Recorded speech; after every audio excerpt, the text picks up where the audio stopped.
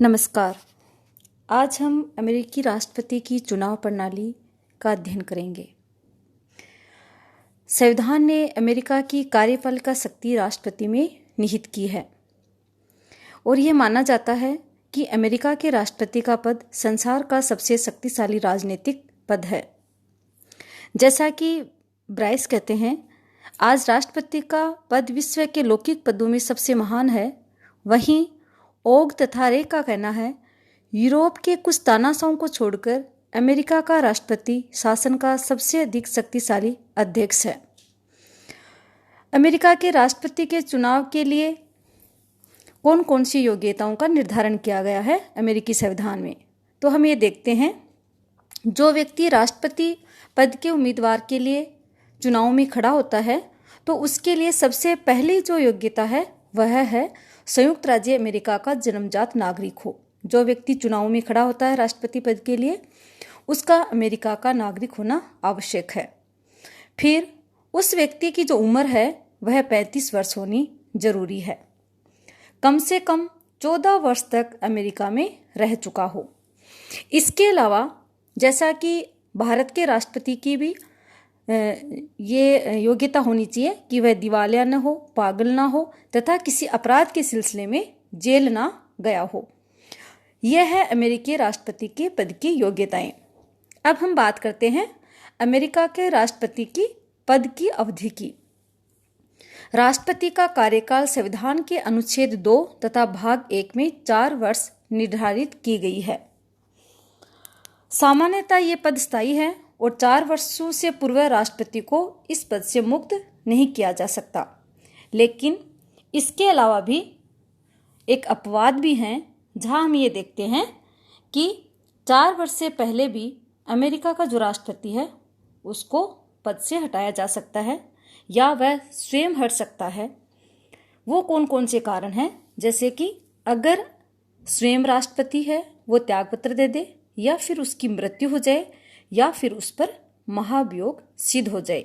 तो हम यहाँ ये देखते हैं कि 3 ऐसे अपवाद हैं जिसमें राष्ट्रपति है उसको समय से पहले अर्थात 4 वर्ष पूर्ण होने से पहले भी पद से हटाया जा सकता है, जिसमें या तो वह स्वेच्छा से त्यागपत्र दे दे, या फिर उसकी मृत्यु हो जाए, या फिर महाभियोग उस पर सिद्ध हो जाए।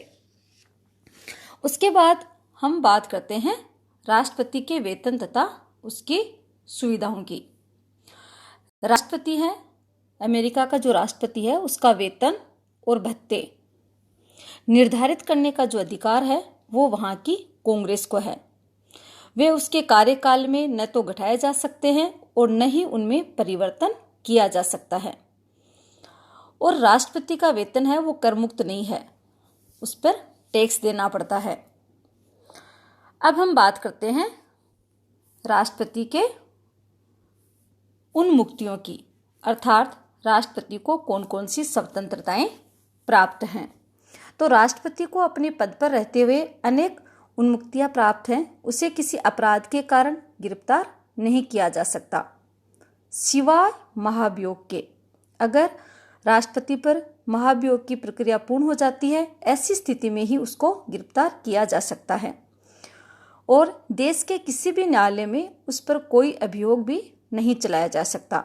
तो हम यहाँ ये देखते हैं कि अगर कोई व्यक्ति राष्ट्रपति के पद पर है तो उसको किसी भी अपराध के लिए गिरफ्तार नहीं किया जा सकता सिवा महाभियोग के। इसके अलावा किसी भी न्यायालय में उस पर कोई भी मुकदमा नहीं चलाया जा सकता। फिर हम बात करते हैं राष्ट्रपति के उत्तराधिकारी की। तो राष्ट्रपति के कार्यकाल की जो अवधि होती है 4 वर्ष, उसके समाप्त होने से पूर्व यदि त्यागपत्र दे दे या उसकी हत्या कर दी जाए या फिर उस पर महाभियोग की प्रक्रिया पूर्ण हो जाए, तो ऐसी स्थिति में संविधान के 25वें संशोधन द्वारा उसके उत्तराधिकारी का जो पद है उसके बारे में लिखा गया है। और ये जो है वो संविधान के 25वें संशोधन द्वारा संविधान का जो भाग प्रथम है उसमें ऐसा लिखा है कि राष्ट्रपति के पद से हटाए जाने अथवा उसकी मृत्यु अथवा त्यागपत्र पर उपराष्ट्रपति है वह राष्ट्रपति बन जाएगा। तो हम यहाँ देखते हैं कि अमेरिका का जो राष्ट्रपति है, अगर वह चुनाव में कोई भी व्यक्ति खड़ा होता है तो सबसे पहले उसकी कुछ योग्यताओं का निर्धारण किया गया है, जिसमें उसकी उम्र 35 वर्ष होनी चाहिए, वह संयुक्त राज्य अमेरिका का नागरिक होना चाहिए, पागल, कोढ़ या दिवालिया नहीं होना चाहिए, और समय अवधि का भी निर्धारण किया गया है कि उसकी जो पद की जो अवधि है राष्ट्रपति के वह 4 वर्ष है। लेकिन उससे पहले भी अगर वह स्वयं त्याग पत्र दे दे या उसकी मृत्यु हो जाए या फिर उस पर महाभियोग सिद्ध हो जाए तो ऐसी स्थिति में 4 वर्ष से पहले भी उसको हटाया जा सकता है। फिर उसके वेतन और भत्ते, इनका निर्धारण है अमेरिका की कांग्रेस है वह करती है। फिर जो राष्ट्रपति होता है उसको कुछ स्वतंत्रताएं होती हैं, जैसे कि यहाँ मैं रिपीट कर रही हूँ, जैसे कि बिना किसी अपराध के उसे किसी भी अपराध के कारण गिरफ्तार नहीं किया जा सकता, और महाभियोग के अतिरिक्त किसी भी अपराध के लिए देश के किसी भी नाले में उस पर कोई अभियोग नहीं चलाया जाएगा। फिर अगर राष्ट्रपति का पद खाली हो जाता है, किन स्थितियों में होता है खाली? अगर वह त्यागपत्र दे दे या फिर उसकी हत्या हो जाए या फिर महाभियोग द्वारा उसको हटा दिया जाए।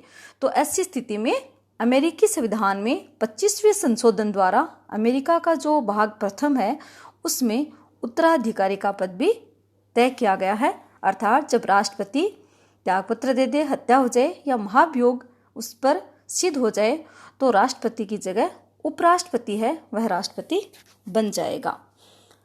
धन्यवाद।